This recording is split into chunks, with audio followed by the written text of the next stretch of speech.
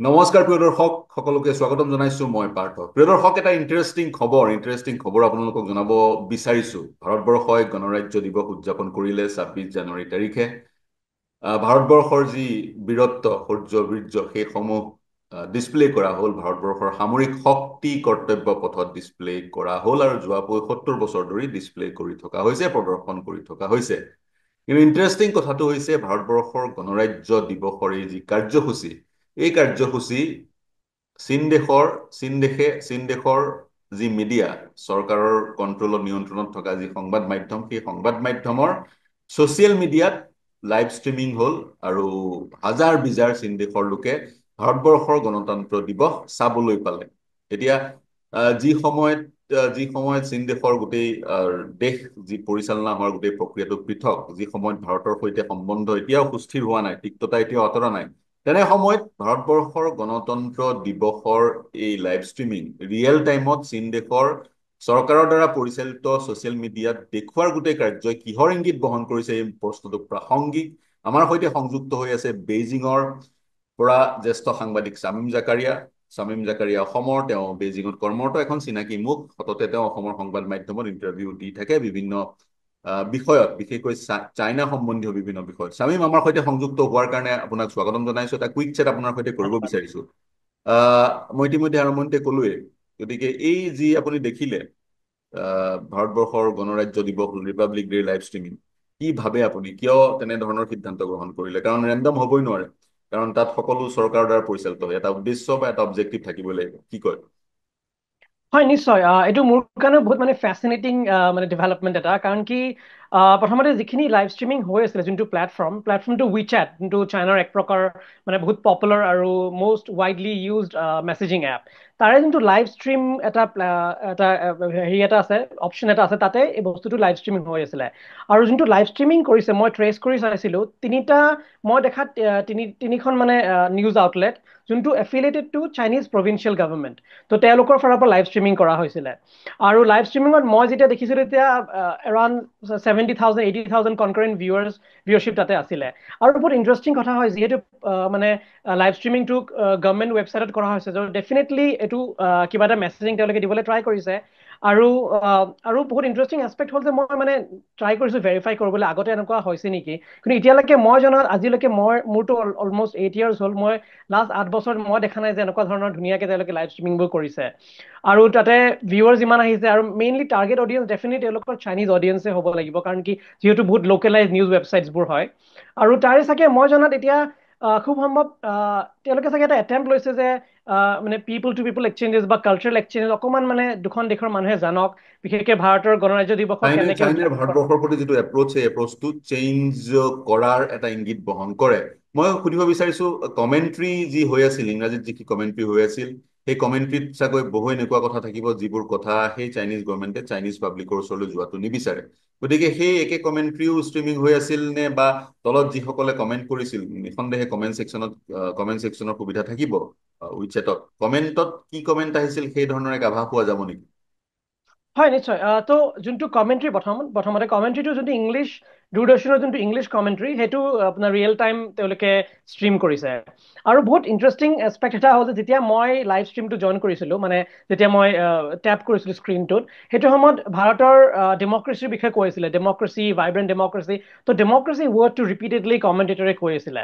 আৰু আনহাতে এটা কথা দেখা পোৱা যায় যে নৰ্মেলি ডেম'ক্ৰেচি ৱৰ্ডটো চাইনাৰ এক প্ৰকাৰৰ চেঞ্চিটিভ ৱৰ্ড বুলি ভাবে। নৰ্মেলি আপুনি যদি চাইনিজ ছ'চিয়েল মিডিয়াত কেতিয়াবা পোষ্ট কৰে, ডেম'ক্ৰেচি ৱৰ্ডটো কেতিয়াবা চেঞ্চৰ হৈ যায়। তো কিন্তু এইটো ক্ষেত্ৰত দেখা গ'ল যে যিহেতু যদিও মানে বাৰে বাৰে ডেম'ক্ৰেচি ৱৰ্ডটো ইউজ কৰি আছে, কোনো ধৰণৰ মানে চেঞ্চৰশ্বিপ তাতে হোৱা নাই। তাতে আমি গম পালোঁ ধৰক মানে কোনো চেঞ্চৰশ্বিপ নোহোৱাকৈ বস্তুটো ষ্ট্ৰীম কৰা হৈছে। আৰু কমেণ্ট ছেকশ্যনত নৰ্মেলি কমেণ্টবোৰ চাইনিজত গৈছে, ৰিয়েল টাইম কমেণ্টছ।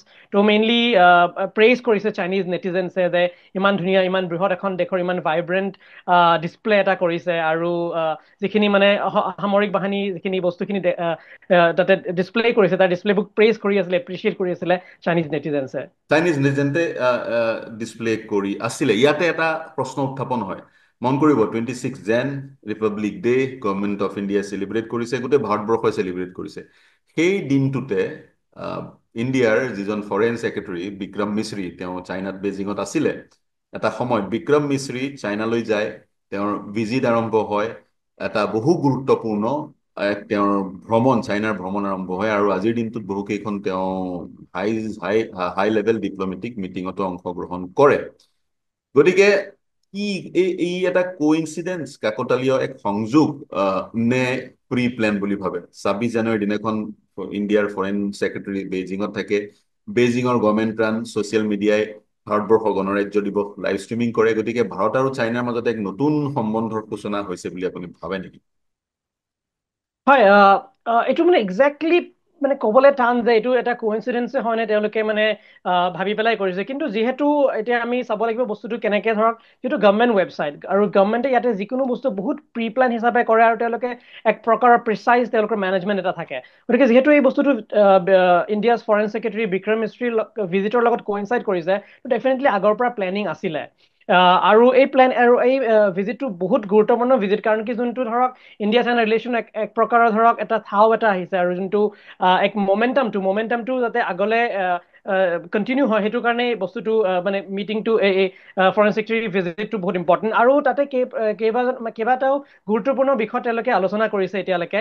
আৰু বিক্ৰম মিস্ত্ৰী ইতিমধ্যে চাইনাৰ ফৰেইন মিনিষ্টাৰ ৱাঙিৰ লগত তেওঁ লগ ধৰিছে, আৰু লিউ জিনশ্বাও যোনজন হেড অফ কমিউনিষ্ট পাৰ্টিৰ ইণ্টাৰনেশ্যনেল ডিপাৰ্টমেণ্ট, তেওঁৰ লগতো মানে ডিছকাশ্যন কৰিছে। আৰু তেওঁ বিশেষকে ধৰক ডাইৰেক্ট ফ্লাইট ৰিজাম্পশ্যন, ভিজা ইছুৱেঞ্চ, মানে বিজনেছ পাৰ্চন আৰু জাৰ্নেলিষ্টৰ লগত ভিজা ইছুৱেঞ্চ, আৰু বিশেষকে ট্ৰেড ইছ্যুজ, এইকেইটা ইছ্যু তেওঁলোকৰ মানে এজেণ্ডাত আছিলে। গতিকে ইয়াৰ পিছত কেনেকে কি ধৰণে আগুৱাই লৈ যায় আৰু কেনেকুৱা ধৰণৰ মানে ইয়াৰ ৰিজাল্টছখিনি হয়, এইখিনি আমি আগন্তুক সময়ত ডেফিনেটলি গম পাম।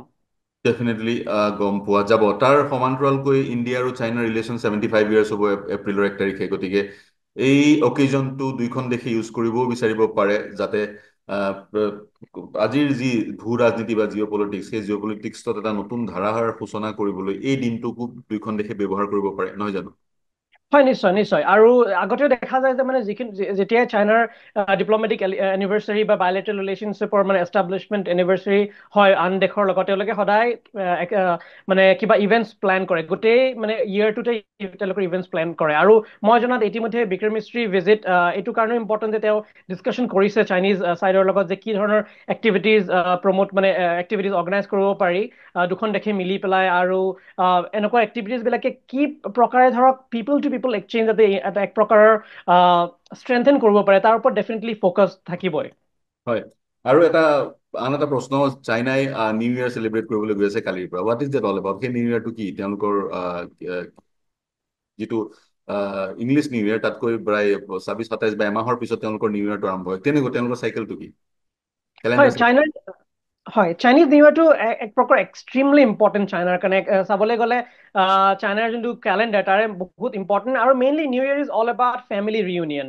ত' কাইলৈৰ পৰা মানে নিউ ইয়েৰ আৰম্ভ হ'ব। টোটেল 8 days হলিডে হয়, যোনটো চাইনিজ লুনাৰ নিউ ইয়েৰ বুলি কয়।